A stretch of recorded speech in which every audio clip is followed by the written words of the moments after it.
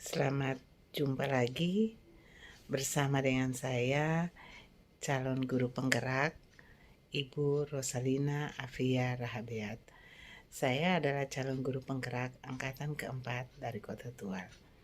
Pada saat ini, saya akan melakukan video modul 3.1.A.4, yaitu tentang eksplorasi konsep nilai-nilai kebajikan universal. Di sini saya akan mewawancarai teman saya, rekan sejawat saya, Ibu Meis Berhitu, pada kasus 1. Selamat siang, Ibu Meis. Siang. Ya, terima kasih atas kesediaan Ibu Meis untuk mau membantu saya dalam proses membahas tentang kasus pada tugas modul 2.3 dalam program guru penggerak ini. Kebetulan saya akan memilih kasus 1 untuk kita diskusikan bersama. Saya akan membaca kasusnya ya, lalu bagaimana tanggapan Ibu Meis terhadap kasus ini. Kasus 1, Ibu Tati adalah guru kelas 5 yang merupakan rekan kerja Anda, yang mana sama-sama mengajar di kelas 5 yang kelasnya paralel. Ruang kelas Ibu Tati pun persis di sebelah ruang kelas Ibu. Nah, Ibu Tati terkenal sangat disiplin dan cenderung galak. Pada sisi lain, Ibu Tati juga pekerja keras dan murid-muridnya pun selalu mendapatkan nilai-nilai yang sangat baik. Sebagian murid-murid sangat takut kepada Ibu Tati dan sebagian lagi bisa menyesuaikan diri. Kepala sekolah Anda dan orang tua murid juga sangat menghargai Ibu Tati. Suatu hari Anda mendengar tangisan seorang murid yang pergi keluar untuk melihat asal suara tangisan tersebut. Dan Anda melihat seorang murid perempuan kelas 5 yang sedang berlutut di atas bebatuan sekolah yang sangat panas hari itu, menghadap di depan pintu kelas Ibu Tati. Anda melihat Ibu Tati tampaknya tidak menghiraukan suara tangisan daripada muridnya dan tetap mengajar seperti biasa. Namun Anda bisa melihat bahwa beberapa murid di kelas Ibu Tati mencoba untuk mencuri pandangan keluar kelas melihat temannya yang sedang menangis dan berlutut di terik matahari. Nah, apakah yang harus Anda lakukan? Apakah ada guru lain yang menginstruksi di mana saat itu guru lainnya memiliki wewenang atas kelas yang dipimpinnya? Dalam kondisi ini, apa yang bisa dapat lakukan? Apakah Anda menginstruksi dan mengapa, bagaimana? Bagaimana pendapat Ibu Meis terhadap kasus ini? Iya.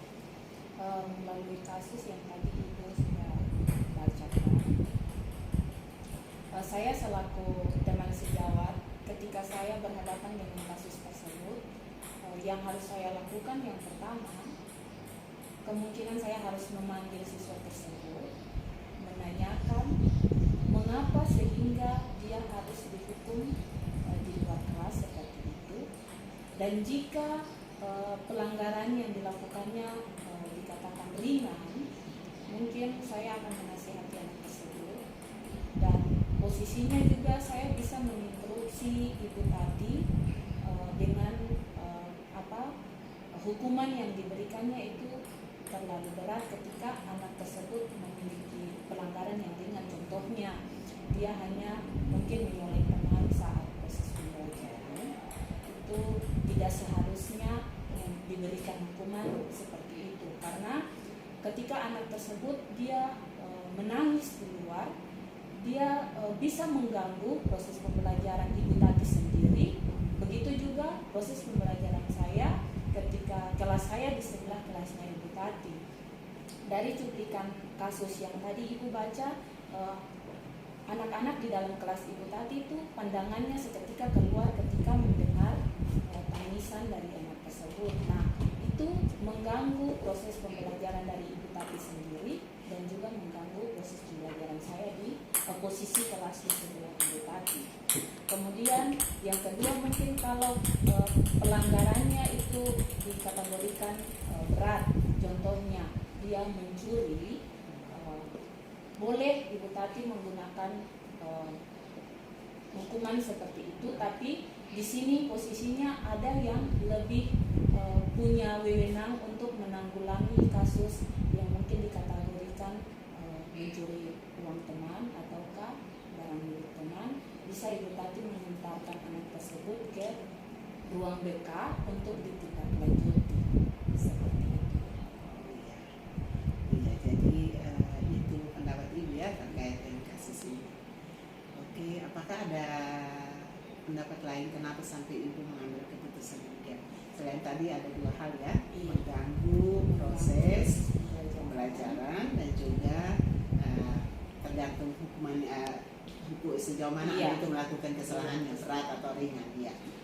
Ada juga mungkin alternatif yang lain. Setelah selesai proses pembelajaran, saya bisa berkonsultasi atau berdiskusi dengan ibu tati untuk mungkin penanganan kasus-kasus seperti itu, dengan sama-sama kita membuat satu keputusan bersama, mungkin menyangkut pelanggaran yang dibuat ke depannya bagaimana yang dia perlakuan anak seperti itu.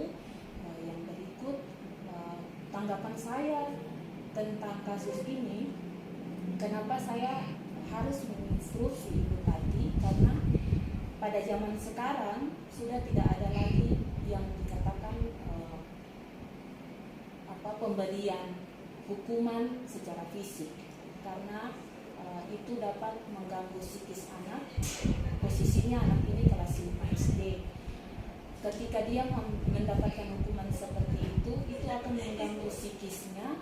Ketika nanti dia terus bertumbuh menjadi dewasa, dia akan dapat mengingat hukuman yang diberikan oleh gurunya tersebut.